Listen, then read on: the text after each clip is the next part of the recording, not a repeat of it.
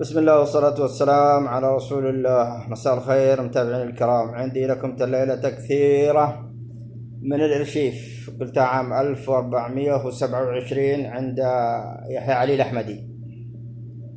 يقول: قمة الأمجاد وأعلاها مكانه، مجد لابة الأحمدي أهل الرزانة في تدابير الأمور.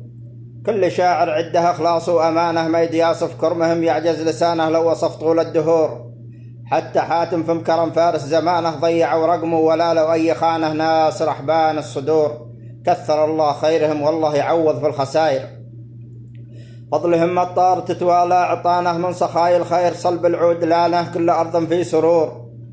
والطبيعة شكلها الخلاب بانه، ينشرح صدر الذي شاف عيانه، خضنا بعد المطور. بارك الله في الذي مدت إيمانه، تكفي العالم ويرفع قدر شانه، دائما حظه ينور، دعوة يقولها الموجود من كل العشائر. سلامتكم.